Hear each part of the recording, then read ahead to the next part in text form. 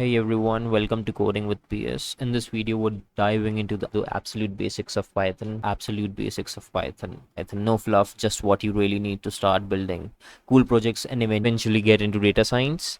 By the end, you'll be able to write Python code, understand how it works, and be ready for the awesome things we'll build together. In this video, we're going to be learning about Python syntax and variables, data types and operators, conditions and loops, if, else, for, while loop. So what is Python? Python is a beginner-friendly programming language that's used everywhere, from web development to artificial intelligence and data science. It's simple, powerful, and a great first language to learn. Firstly, we'll be installing Python and Visual Studio Code, and then we'll be running our first code, printing Hello World. So firstly, we'll be installing Python. Go to your browser and type download Python for Windows. Click on the first link, then go to downloads and click here, and the download will start right over here, and it's downloaded. Install Visual Studio Code as again code for Windows or Mac, whatever you're using. Use that. Just start. It's gonna initiate download, and these two you have to download and install. Now go to your Visual Studio Code and open a folder. Create a folder anywhere, go inside it and select folder. Go create a new file. Let's just name it p.py. So firstly, the print statement. This gives out the output. Okay, so hi. It's gonna print directly hi. See. After this, let's print hello world, the most basic program. You can print like 1 2 3 4 5 6. You get the gist of it, right? So it's gonna print here. You can see this. So now we're going to print today's date, 23/05/2025. That's it. Now let's talk about variables. Anything that stores a data is a variable. Like this stores my name. Okay. PS. You can print this variable as well. Okay. See, it's printed over here. So let's talk about variables. So you cannot name a variable with this is like completely wrong. You cannot. Okay. So it's gonna show this error. See, you cannot start a name with a number. It should be like this. Okay. Now you can save n is equal to 5, p is equal to 6.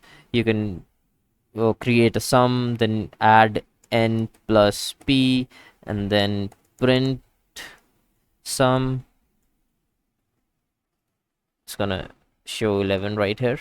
Let's clear the screen, CLS.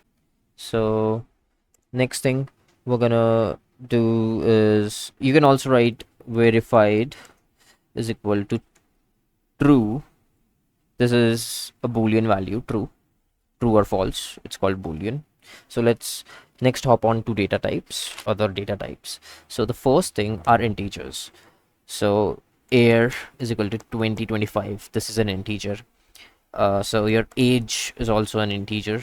You can name a variable age, and you're gonna age yourself 21, 18, anything, whatever your age is. These are integers. I'm gonna comment it out with integers. And now let's talk about float values. What are float?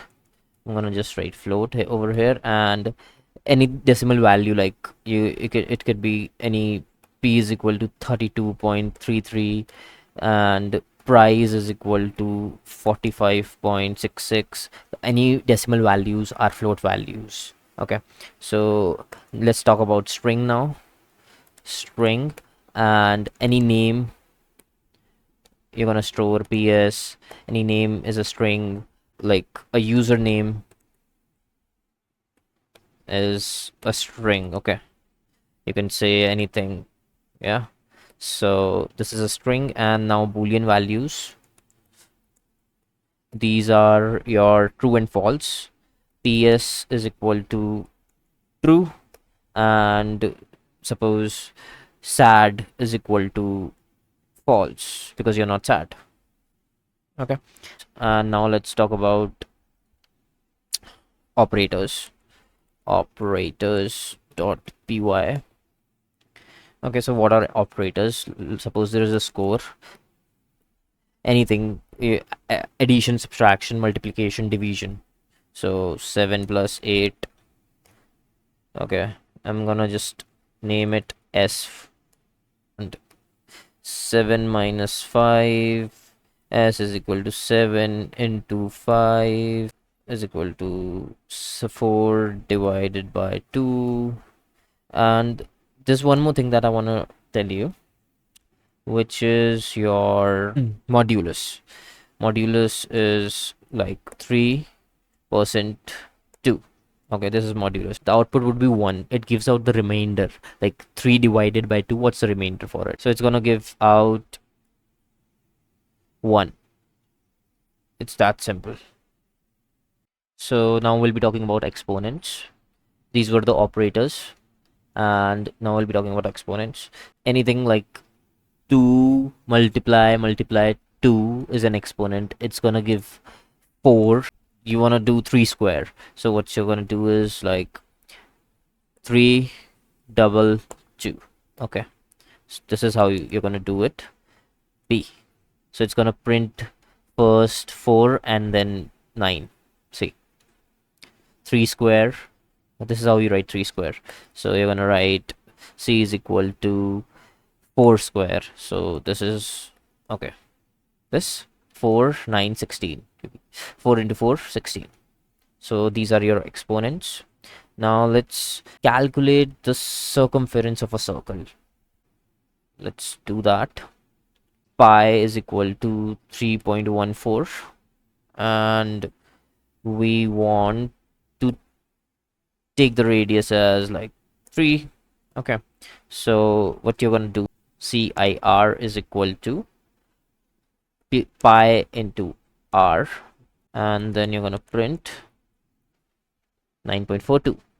Now we'll be learning about how to input radius from input. Okay, so radius is an integer, so what we're going to do is int and input. Okay, and enter radius, and then pi is 3.14, and then we're going to calculate the circumference, C pi into r, and then we're gonna go print C. It's gonna ask for the radius. Okay, this radius, it's gonna ask from the user, so you're gonna type the radius in as 5 and then enter, and it's gonna calculate. Okay, there's that.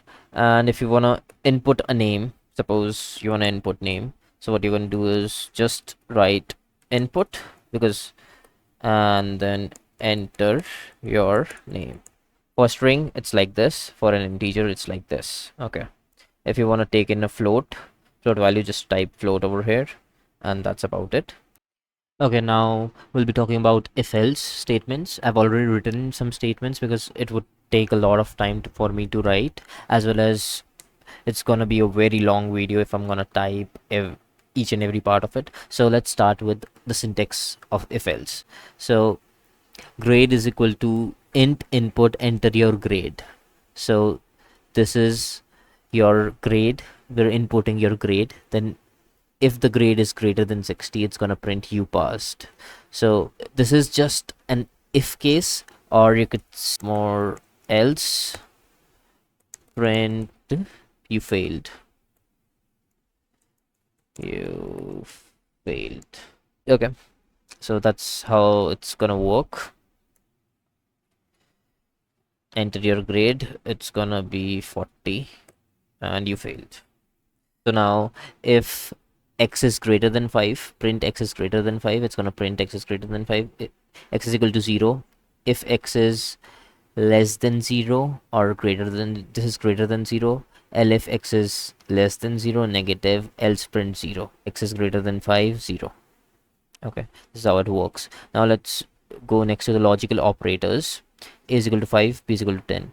If a is greater than 0 and b is greater than 0, and operator, this is and, both are positive, it's gonna print both are positive. Okay, and a is equal to minus 5, b is equal to 10.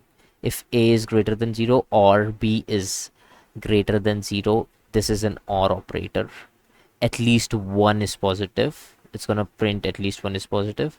And a is equal to false if not a, not operator, this is a not operator, print a is false. Okay, so this is how it works.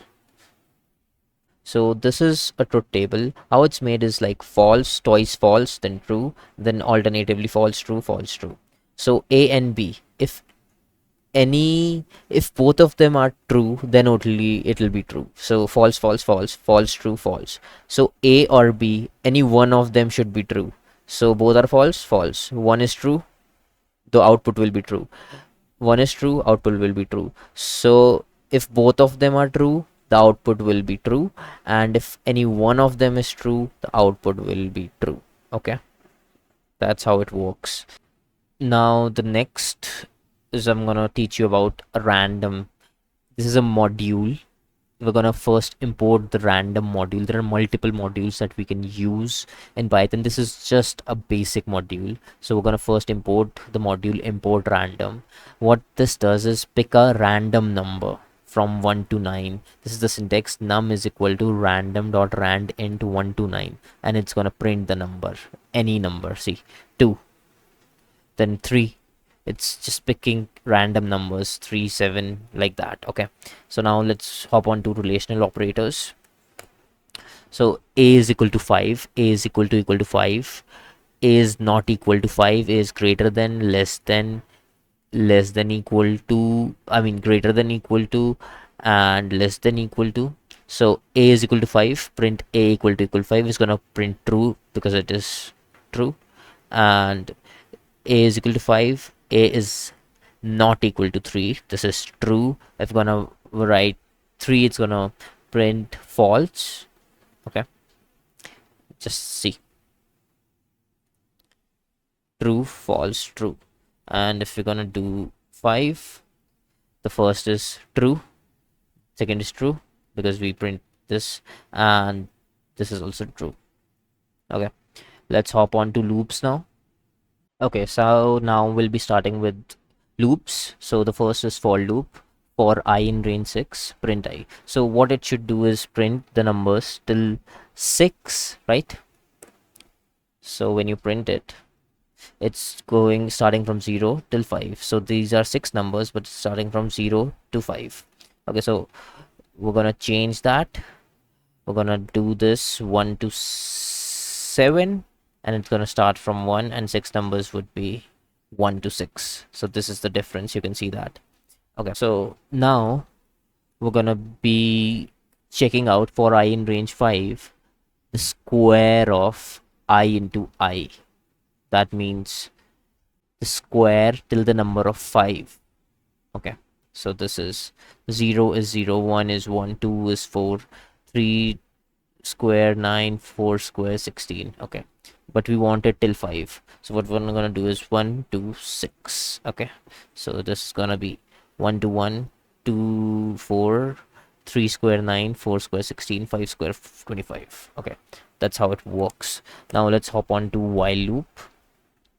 So print bank of ps, pin is equal to int input, enter your pin, and while pin 1 2 3 4.